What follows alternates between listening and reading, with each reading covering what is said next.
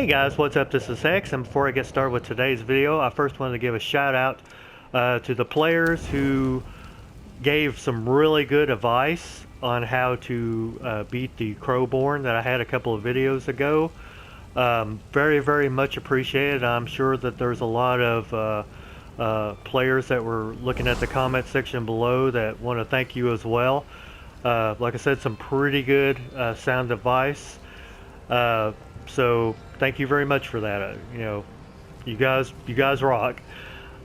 Anyway, for this video, I'm going to be giving some tips for those that are wanting to start a tank character but have never started one before, and are just looking to get some kind of advice for it.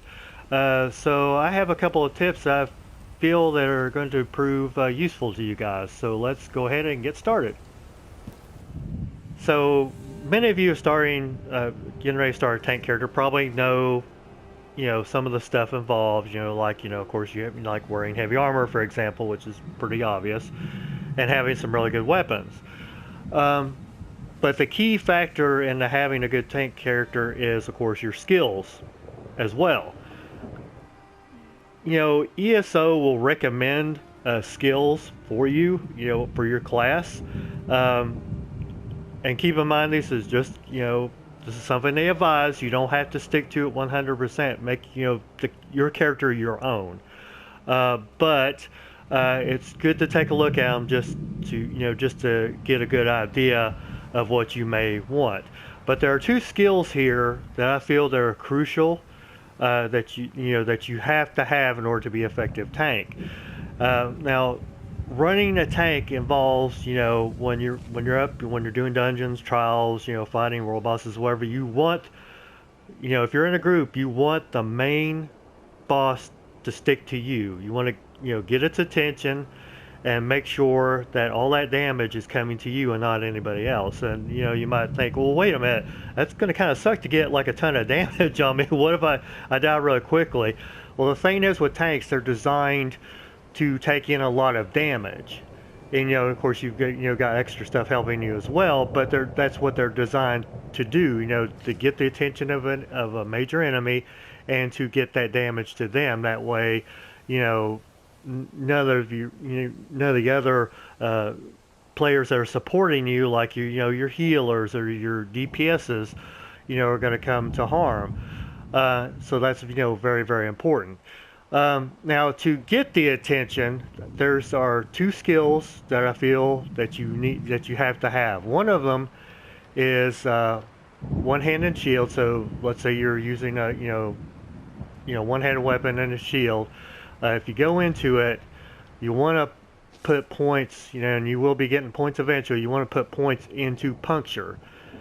And if you look at what the description is, it says thrust your weapon with disciplined precision at an enemy, dealing 2,653 physical damage and taunting them to attack you for 15 seconds. So that's 15 seconds that you're going to have that creature's, full attention, while everybody else is, hitting them, from distances or close up.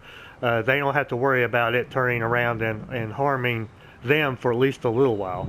And of course, another perk is it also inflicts major breach on enemy, reducing their physical and spell resistance by 5,948 for 15 seconds.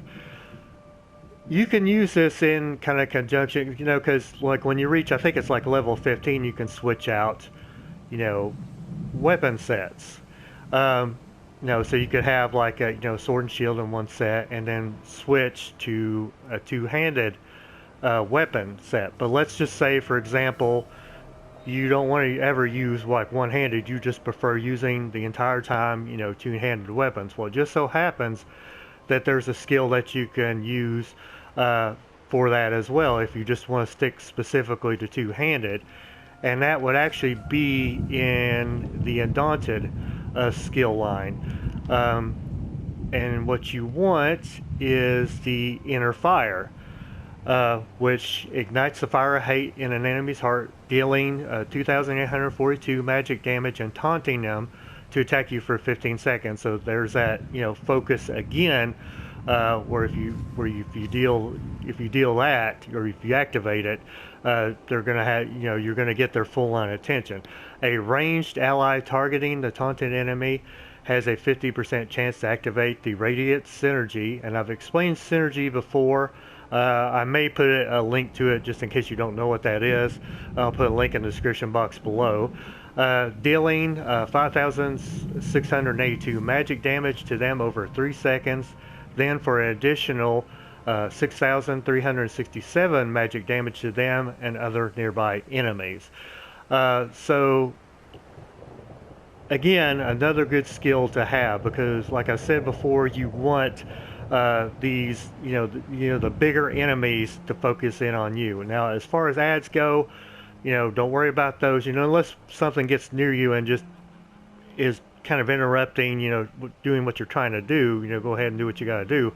But for the most part, like the DPSs and such will be taking care of the ads for you when you're running a group. So try not to, worry too much about that. Just focus on, the main boss itself. But that's all I wanted to talk to you guys for today. Give me a thumbs up if you like this video, and please subscribe if you haven't done so already. And I hope to talk to you guys real soon. Take care.